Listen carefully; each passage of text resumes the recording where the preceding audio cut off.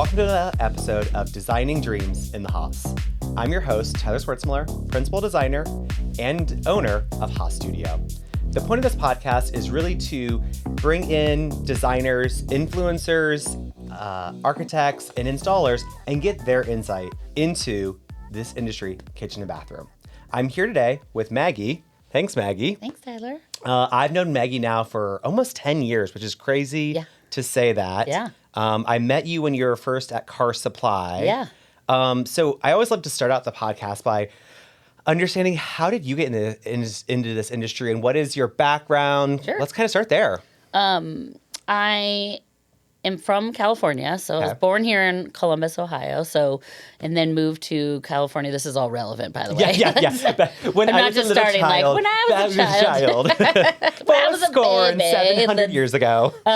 When we moved to California when I was 5, Yeah. and I grew up in California. Ended up going to a school out in California called California State University, Chico. Okay. And my dad was really adamant about me going to college. Nobody in my family had really gone to college before, so he was like, "You're going to go to school," even though I really, to be honest, was not ever really school motivated. I was more.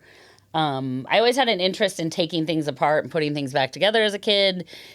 Just more like active work. So then more like studying or anything. So like a lot of Lego kind of stuff. Yeah, yes, same. tons of Remember the stuff kinetic like that. things, like the things that click together and they were gears? Anything that was like magnetized. But Yeah. I would also do like, I'd take it to another level and like deconstruct VHS like machines okay. and like take apart keyboards and like pens. Like I always did kind of That's that, you know, interesting. Okay. little tidbit about me. Yeah. But I love to build things. I still do. I really So still you still like, have a VCR at home. No. Maggie is your girl. She will if I take it ever apart. get stressed out, She'll take apart a VCR. I take apart a VHS player, VCR. So don't have any of those around. But no, so in college, I just didn't really know what to major in. So I just majored in business, and then I had an option in management. Mm-hmm. And when it came around, you know, after the X amount of years that it took me to get out of there, they did recruiting, heavily recruiting, like recruitment days and things. And one of the companies that was there was actually Ferguson, and they were recruiting for the first time in the West Coast.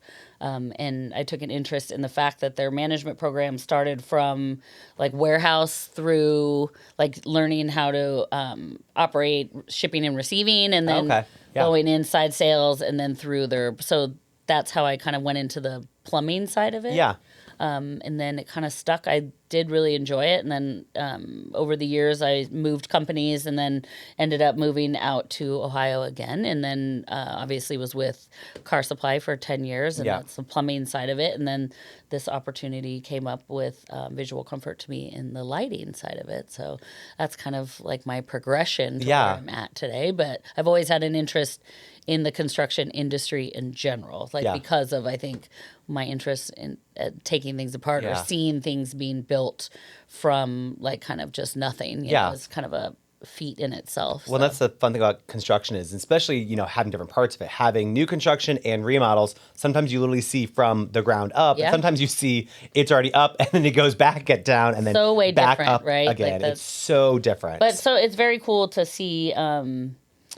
I'm being on the sales side. You know, I have a little not design experience, but I have, you know, I guess I could say like a little design mind, right? But it's a lot of a different like ball game to see my clients, such as yourself, like create something from like what nothing. Nothing. Somebody's say like horrible. There's no way that this is the same. Especially space. what you do, because you know you've done new construction, but predominantly you are into remodeling, and so that's.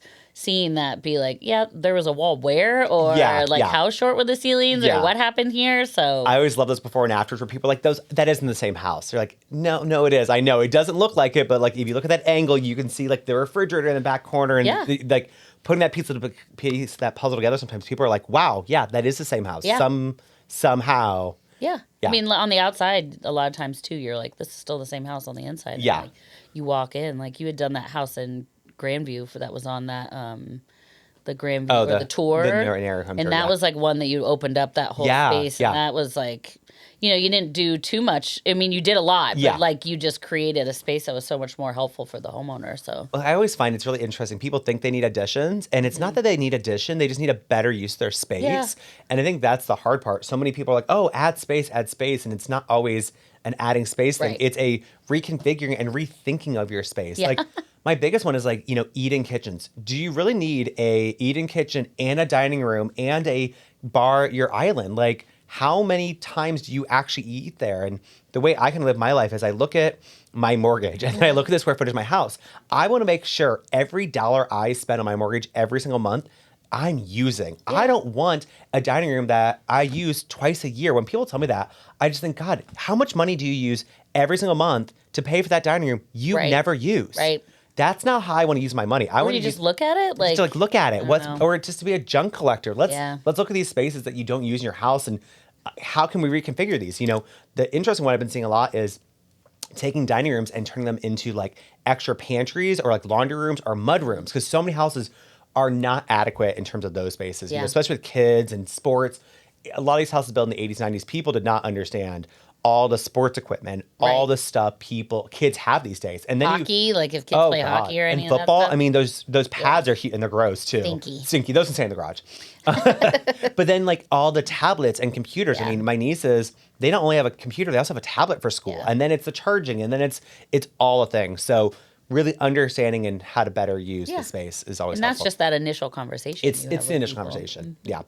So I think the interesting part is obviously when you were with Ferguson, it was a corporate atmosphere, and then you went to Carr, which obviously was a business but not as corporate, and now you're back into corporate. How do you feel? How was that transition from corporate to a little more maybe family-owned business and then back to corporate? I know that's always an interesting change. I went before I went to Carr, actually in California, I went to a company called Pace Supply, which is a employee-owned company. Okay. So it was still large. It was still a large company out there. And so that kind of downsized me a little bit from Ferguson. So kind of getting used to having a company that was, everybody was local. So the difference was that, you know, HR is... for Ferguson was on the East Coast and I was on the West Coast. So, or, you know, not that there's tons of HR issues, but if you have any questions about certain things, you know, you have to call different time zones. So it moved me into like a more, what's the word I'm going to say? Like in-house, like everything. Getting used to that and then coming out and working for Carr where it's like HR is upstairs. You know? I thought it was great. Like I always have loved family-run businesses, and I always like smaller businesses because of that. And I feel like if you have any grievances, you know, a smaller company is really nice because you can speak to the person face to face. Yeah. And then going back, kind of now with you know working with Visual Comfort, I still like it because it's large but not. If that makes sense, they still have they're really good about keeping connectivity to their employees. So we do town halls once a month. They talk about really cool. So we do. It's virtual, but they talk about town halls. All right, come on, everybody. Let's go down to Texas. Everybody fly to Texas. I mean, I wouldn't be mad about that. And like for the showrooms, like our home base is Savannah, Georgia. So we've met a lot of the people that. You know, it's still not really a huge company. Because there's like 50 showrooms in the U.S. right now. Thank God I should know that. But like, I think we're close. If we're not at 50, we're close. Yeah, to 50. which I mean, still. We're 28. I mean, Ferguson's probably in the hundreds. Oh yeah. I mean, they're over, and we do have a showroom in London. Oh, so I think maybe that may be a field trip. I think, like I should go. We should go and go visit the lighting over and that sounds great. I think James Jarvis is the outside salesperson there. So. Yeah, let's make some phone calls. I've also met him. So there we go, connections. Yeah, but we do like a sales meeting every year. We did it nationally last year. In Dallas, but this year we did like a regional one. So, but it's fun because they feel like an extension of like our team. Yeah, I see them every week on virtual, so it's like that's really nice. It's still intimate, without lack of a better word. But it's like you know, you don't feel distance from like other people, and I talk to them all the time, so it doesn't feel. It's easier to pick up the phone and talk to them than say like with a big corporation. Yeah. Well, I mean, you know.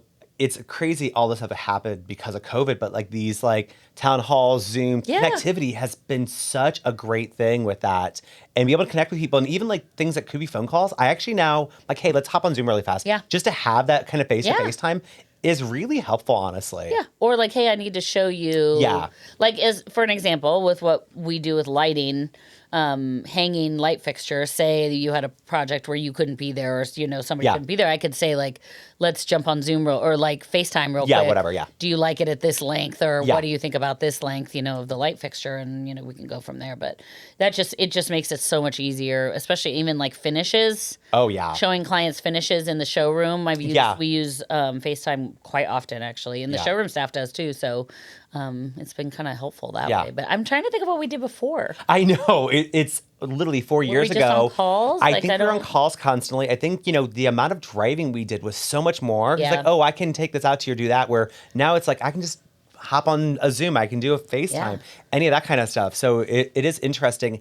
I think how more efficient I am on things as well because of this. Well, I think you communicate through like visuals, right? Yeah. I mean, while we're here as we're on camera, podcasters, so but they're detrimental. I mean, you can take them with you. You can take things with you, but it's always good to see who's talking or what that facial kind of reaction is, and you're getting, and you can read people that way. It's so much easier to read people. Maybe that's bad sometimes, because I know I'm a very expressive person, so I really have to hold back sometimes. I can't hide my face anymore either. Like, I'm literally the person in the background with my eyeballs like oh god. Yeah, there are times I may have to shut my camera off because I'm like, I'm going to laugh at this moment, and I probably shouldn't. So let me just turn my camera off. Like, I love that when you're on FaceTime, you're like, I'm getting another phone call, and I swipe up just so they can't see my face at that exact moment. Well, now I know that's what you're going to do. I'm doing. Well, there are times clients are like showing you around their house, you're like, oh, okay. Like, well, I'm glad you called me. I'm glad you called me. We are going to figure this out for you. You have needed us for a while. We will figure that out. Yeah.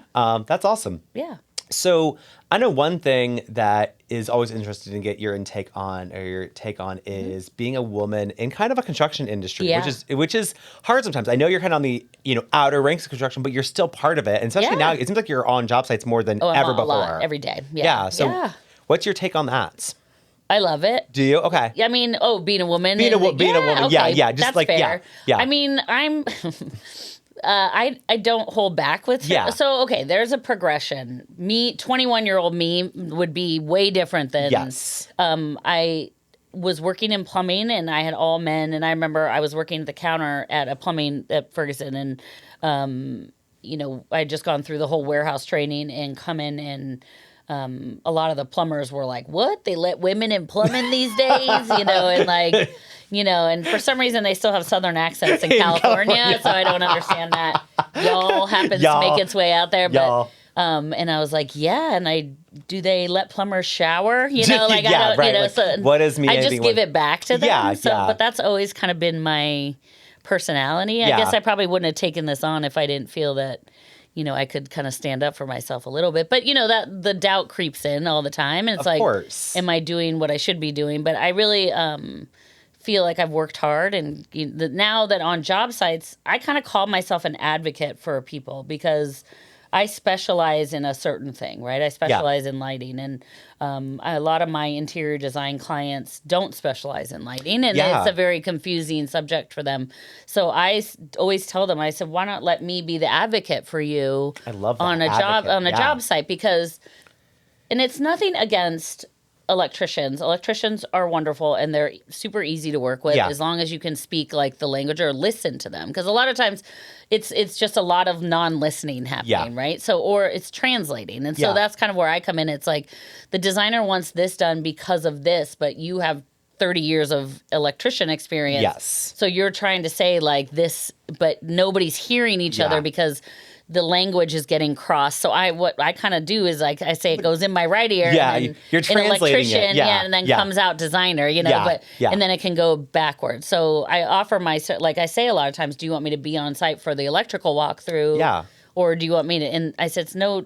I'd rather be there and like help you on that circumstance. So well, and it's really interesting because from the plumbing world, the plumber really doesn't need our help in the background. He's going to run the rough-ins. He's going to run all that, and that doesn't need to be pretty because it's hidden by all the drywall. And then we pick out the pretty stuff where, that's what we've been doing with electric, but now it's really changing with these architectural can lights and all these pieces like that where it's like, no, I actually need the electrician on board from the beginning when we are doing these mud-in lights or we're doing these architectural lights and all the stuff that where, it could be a can or it could actually be something prettier than a can.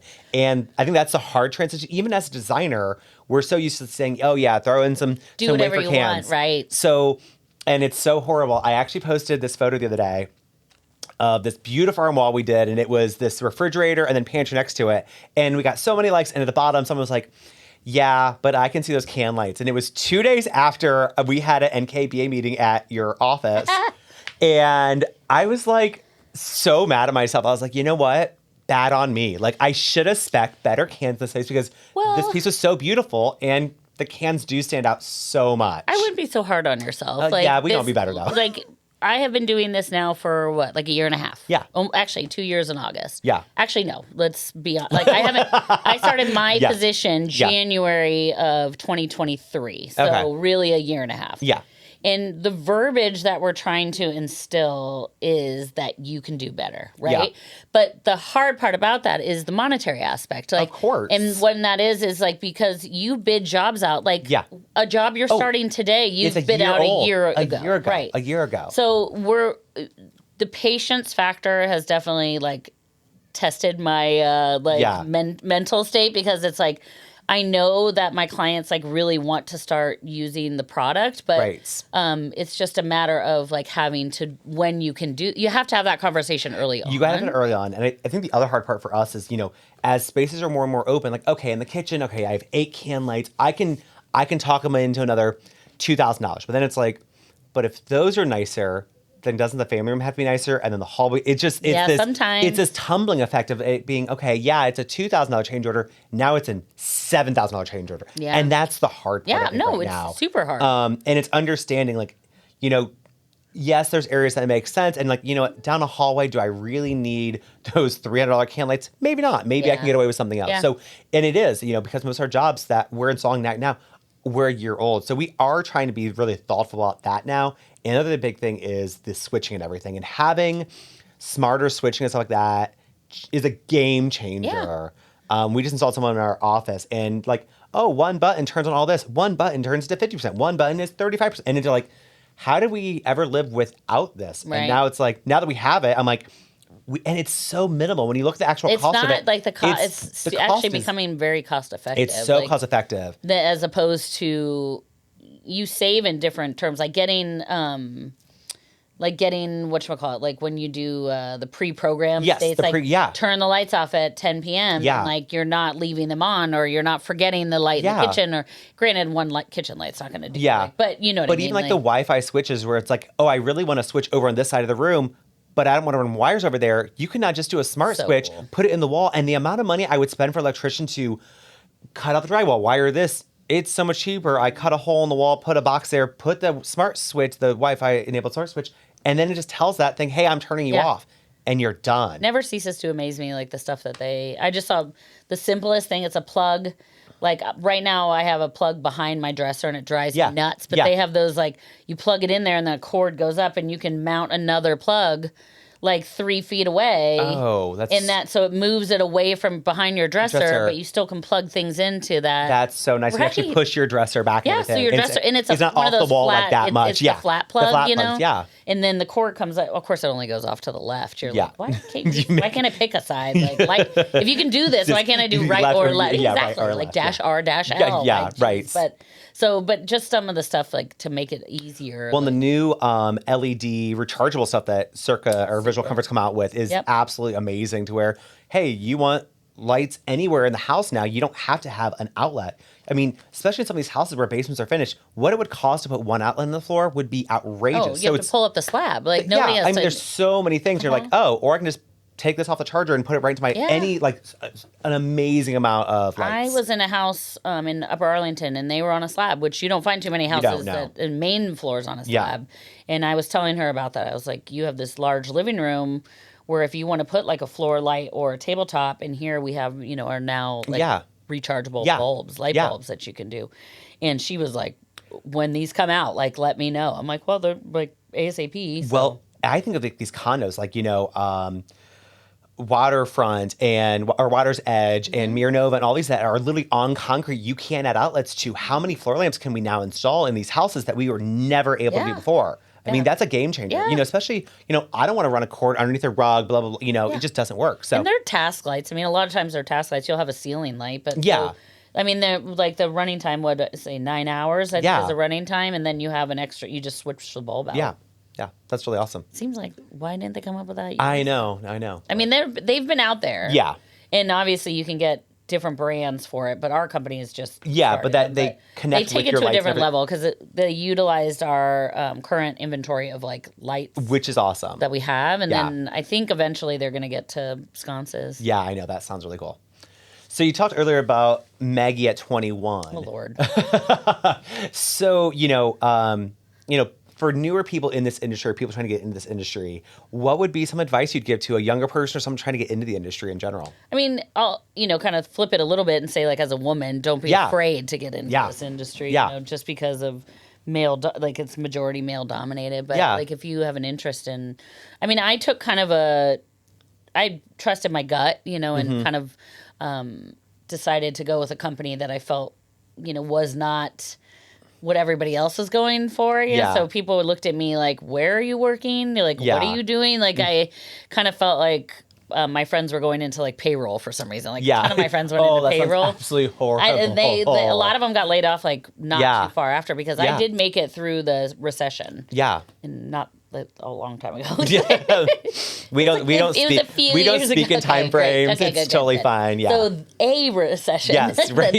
And you hang in there, but my advice is this is a wonderful industry. If you like really good people and honest people, I think this is the industry for you. I think it's just like every day is a new day for me. I feel like if it does become kind of it has its way of working out that if you're kind of feel like you're in a rut, like something comes along to kind of like there's always ebb and flows and challenges. Yeah, but I think in life there is in general. There is. And I always tell people like, what's your normal day? I was like, oh, that's so cute. Yeah. There is no normal day. Every day is something different, which is fun for me. And that's why I enjoy it. At first I was a 9 to 5 or not that I was like 6:30 to 5, which was but and then I created it to be where I am now, which is on the road majority of the time.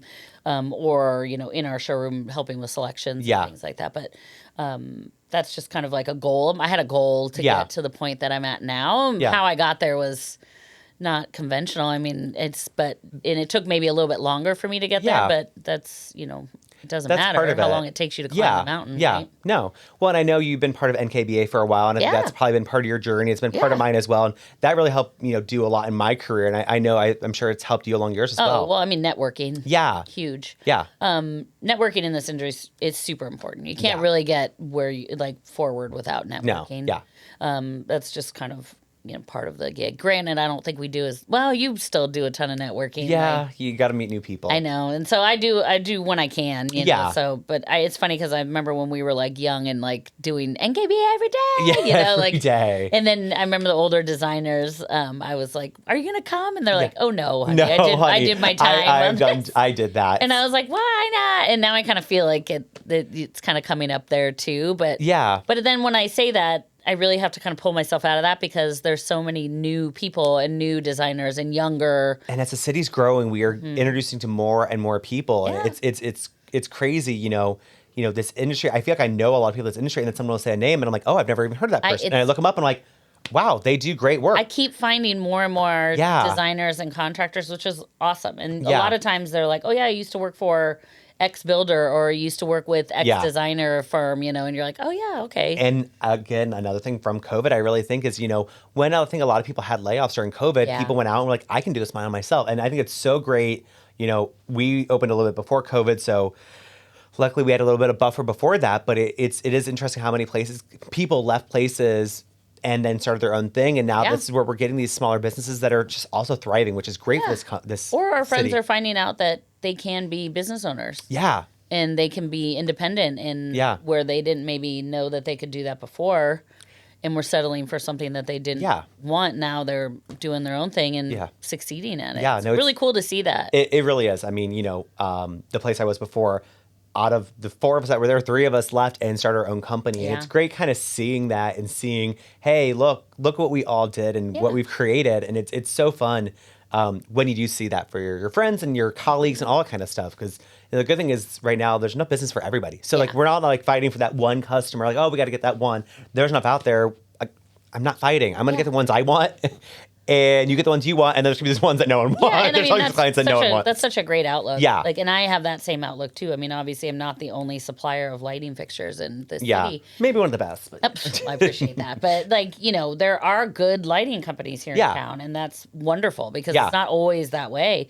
So, when you hear from clients, that they're happy with where they're at, you're like, that's awesome. But, if I can ever do anything, but I'm not going to go down their throats. I'm not going to be like, every day, like, so do you not like them now? Yeah. Well, I think the best part about having more people is it's going to, at the end, make it better for the customer. Because when I see Keith, for example, doing higher end stuff, I'm like, ooh, that's really good. Yeah. You know what? I can top that. Like, I can that's who I am. I'm going to push him and he's going to push me. And then I see something else come from another design firm. I'm like, that's really good. That's interesting. Can we do something like that? And I think at the end of the day, who wins here? Yeah. The homeowner does, because we're pushing ourselves to be better designers. We're pushing our contractors to do things they haven't done for their be better installers, which is going to end up with a better result at the end of the day. So it really is good for everybody in the industry. And I feel like the level of design that has been kind of coming through Columbus and like through the community here has been just like insane. I know, it's funny. In the last like 4 years have just been like, before I went on my own, I always was like, oh yeah, it's C-Bus, it's Cowtown, it's not New York, it's not California. And granted, we are not in those kind of design styles, but I do find we have elevated tremendously in this city over the past few years. Yeah. And hopefully with, a lot of these new huge corporates coming to Columbus, more California and New York money is going to come here and they're going to want that kind of style. They're going to want, that kind of feel and vibe and everything. You hear that, Texas? Ohio wants California. We want it. Come to Ohio. So speaking of style, you always have like the funnest classes in style and everything. Today's not I know you were example, but in general though, where do you find you get your style from? I don't really know. Yeah. Like, my mom is your mom? Yeah, my mom is a really good, like, just, like, stylist for her personality. And, like, even when she was younger, too, she just always kind of had, like, great clothes and great, like, a style aesthetic, But I pay attention, like, to what is trendy, and then I kind of flip it to, like, what fits will you. work for me, So... I always have jewelry is always kind of a big thing for me. And then and the glasses. I think the glasses have really I think when we first met, you had some fun glasses, and I feel like now that's really become my part thing of your a little thing. bit. I think so. Yeah. Like, I have to switch these up a little bit. I've had these on for a while, but they're nice and cool. Yeah. Like not cool as in like. Yeah. Cool, no, I'm definitely like cool '80s vibe. Yeah, I get love I those. don't. Sometimes I feel like I'm like scaring people because they're like the like. What are they, like Aviator? I don't know. The serial killer from the 80s. When I first wore them, that's how they were. But I mean, I've gone through my phase of like big glasses. Some days I still wear the big glasses again, but usually those are in the winter time. It is interesting. I will say with glasses, I was looking for sunglasses the other day, and they've gotten so tiny, and my face is too big. I can't do tiny glasses. You're not supposed to wear them like on your face. Like the kids all wear them like down their nose. Oh yeah, so they're not. I know. It's like the ankle socks versus the tall like socks. The tall millennial from a Gen Z. What's so funny about that though is like our parents wore the tall socks. I know. So that's why we wear the ankle socks because we made fun of our parents wearing the tall socks. Our friends' kids are wearing the tall socks and calling us the old people. I know. I was listening the whole day. It was like how you can tell a millennial at the gym and they're all wearing ankle socks. Like I can't buy socks taller than ankle. You know what? I'm embracing it. I don't care. I'm in my 40s. I'm fine with it. Like that's and another thing, like now I wear what's comfortable. Yeah. I still want to be somewhat stylish because I think obviously people look at us and if we're coming in sweatpants and slippers, I think we get looks. No, now there are days I do. Okay, hold on a minute. Like comfy, meaning like I can't stand the flip flop, like the slippers and sweatpants. No. I mean, I can theaters. I can definitely do a sweatsuit, like where it's a tailored sweatsuit, but in general, yeah. I mean, no, it's just like these are TMI, but my Spanx, like, Yeah. but they're so like stretchy and yeah. like the most comfortable things on earth. That athleisure wear is really, and some of it's really elevated where it's not even athletic wear anymore. It just looks like normal dress wear, which is great. Which is very American because, athleisure wear is non-existent in Europe, right? Like they talk about that a lot, but I just kind of, I pick staple pieces that all can match each other, and I launder my clothes really nicely. Yeah. Oh. So I pay attention to that. I don't like dry clean stuff. Yeah. But if I can hand wash it, I hand wash it. Oh, do you? Yeah, I don't. I hand wash so much of my stuff. I've got this tower that I hang all my stuff from, but it's just, it lasts so much longer. That's good for you, yeah. I think it's good for you. I've never, unless I spilled something, then I'll, scrub it, but in general. I don't know why I'm like totally into like the hand washing. Yeah. Like I have a really nice washing machine now that's like, I'm going to take you down to the river and get one of those rain boards, just have you just go to town on some clothes. Nobody knows the trouble I see. No, just kidding. Well, the river's so high right now, you can get a lot of laundry done. But no. So style kind of comes with personality, right? Yeah. So sometimes I feel like I want to go big. Other days I feel like I want to be in all black. Yeah, and just be quiet. Yeah. Yeah. It's nice that you can kind of jump between those two. I also don't look at my outfit in the mirror. A lot of people think that's very strange. No, I don't honestly either, unless I'm trying a new look. Like, because similar, like I have all these pieces and they all intermix, and then every so often I'm like, I'm going to grab this and this and this and throw it on. And I'm like, does it actually look good? And a lot of times I look to the office and I'll ask an employee, I'm like, do I look okay? Like, does this actually look okay? But it's too late now. You know you do. Like, I know. I mean, and if you build that kind of like closet space, then you're like, whatever I choose is going to work. It's going to go good. Yeah, exactly. Yeah. That's awesome. Yeah. So one of my favorite questions to always ask is, what is your funniest or most like awkward story you have from being in the industry? It can be with a client. It can be just in general work atmosphere. Oh, Lord. Yeah, I know. Because like the hard part is like we're in people's personal spaces a lot. So I have a lot of like awkward moments of seeing undergarments and being in people's houses. I mean, a ton of that. Yeah, a ton of that. Yes. Like a lot of, I'm just, I never have like any, I don't have any so far, knock on wood. It's not that I can't think of right now, but I do see a lot of like non-made beds and non-made, and I'm just like, You've been in plumbing. The I don't want to judge, but like if you knew I was coming over, like I was coming over, but mine's a toilet seat. Like I go into a client's house and the toilet seat being open, I literally go in and I shut it. And I know they don't soft close yet because I haven't been there yet. So it slams shut and they hear it. I just can't. It's so gross to me because that means you flushed it with the lid open. No one's closing the lid, flushing it, and opening that lid back up. It doesn't happen. Yes. So that means they are flushing it with it open, which means charticles are going everywhere. You're like, and that's your pet peeve. And that is my pet peeve. And I almost shame the clients by going and shutting the lid. Yes. Because I'm going to take photos of it. And I know I don't want my before photos having an open toilet seat. So I shut it loudly so they hear it. You're like, please do not have this happen again. Have this open again. Yeah. I need this to be closed. Yeah. Here.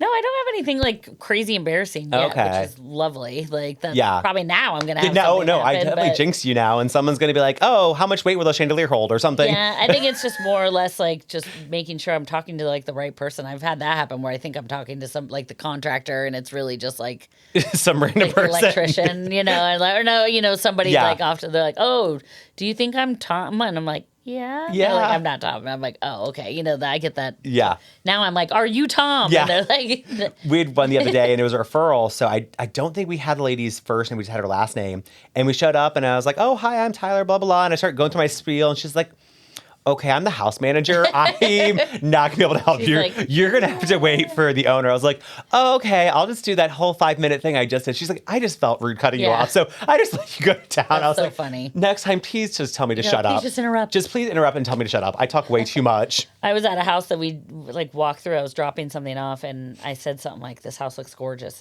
Or I said, everything looks great. And the guy's like, oh, are you the homeowner? And I was like, no. But do you think I live here? Thanks for thinking this could be my house.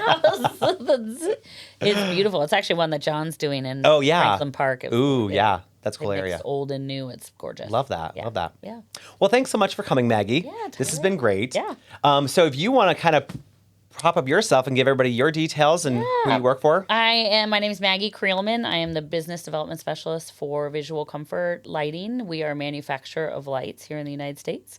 Our showroom's at 1400 Grandview Avenue, Monday through Friday, 10 to 6, Saturday, 10 to 5. Come on down. If you are a contractor, reach out and just ask for me at the showroom, and then we can kind of go set you up with a trade account, then go forward with that. But we have a light lab there. Tyler was speaking of the light lab earlier.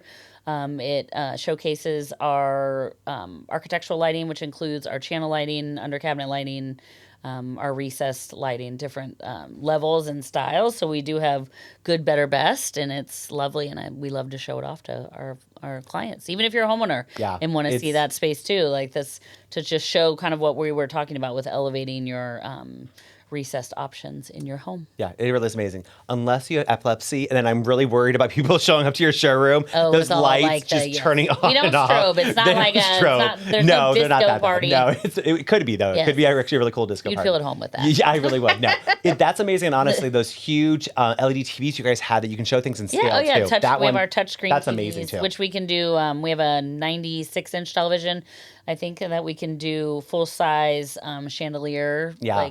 Bring it a full size up. So if you need to see renderings in your own, we also have 2D renderings that we can send you if you need to hang things in your space as well. So they kind of help conceptually see kind of what a light fixture would look like in your home. Awesome. Well, thank you, Megan. Yay. So, guys, thanks for joining us. This has been another episode of Designing Dreams in the Haas. I'm Tyler Swartzmiller, your host, principal designer, and owner of Haas Studio. Thanks again, guys.